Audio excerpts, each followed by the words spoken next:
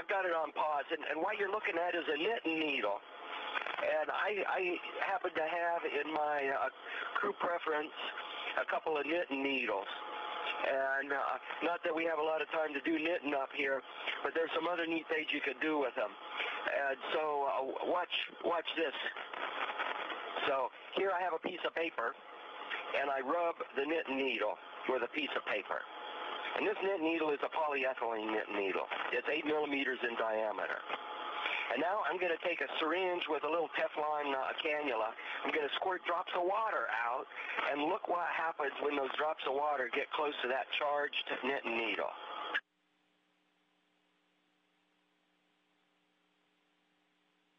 So this is like a little satellite going around a cylindrical-shaped planet, except the physics here is a little bit different. It's not about gravitation.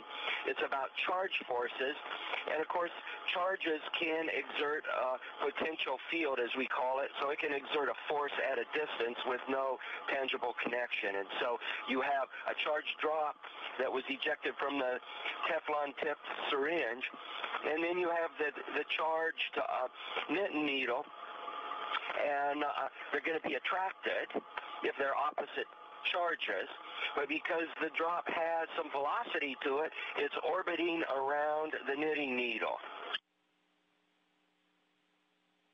Now this knitting needle happens to be a little different than when we started out. This knitting needle is made out of Teflon, and Teflon has some really neat static charging properties when you rub it, and I figured it'd be good to have a Teflon knitting needle when you're on station.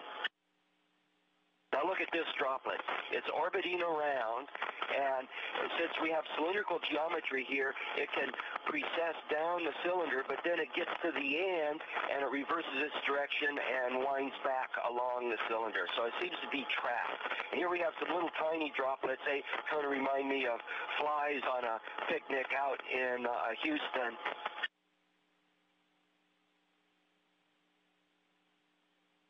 And these droplets, the bigger ones that you're seeing there, are about 6 to 7 millimeters. That Teflon rod is about 6.5 millimeters in diameter. And here you see a bunch of little tiny droplets, and they're making spirals, and they go down the cylinder for a while, and then they'll reverse their direction and spiral back. Now, if you look closely up in the upper right-hand corner, you'll see the injection nozzle from the syringe, but you also see that I have a second knitting needle, actually a third knitting needle. And that knitting needle is made out of nylon.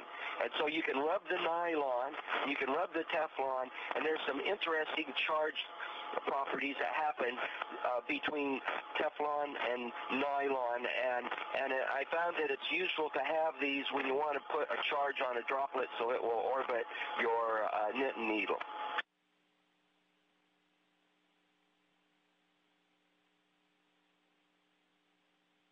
There you can see the tip of the nylon knitting needle that I charged up with the same piece of paper type of rubbing.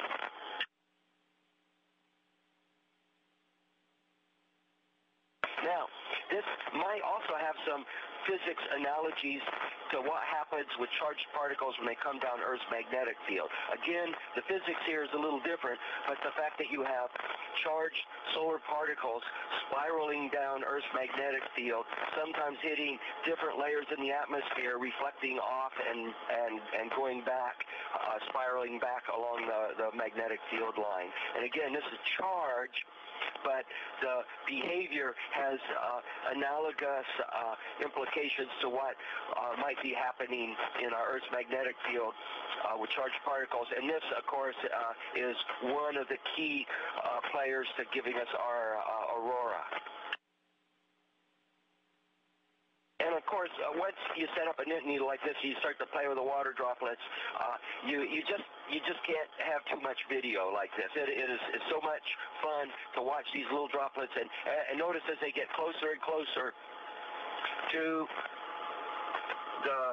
the knitting needle, their orbits go faster and faster. And the further away from the knit needle, the slower the orbit. The closer to the knit needle, the faster the orbit. And that's the same thing with the orbital mechanics when you have a satellite around a planet. And again, the physics is different. Satellites orbiting planets is gravitational potentials and gravitational forces. And this is static electric potentials and static electric forces. But the analogous behavior makes a great engineering or educational demonstration for students.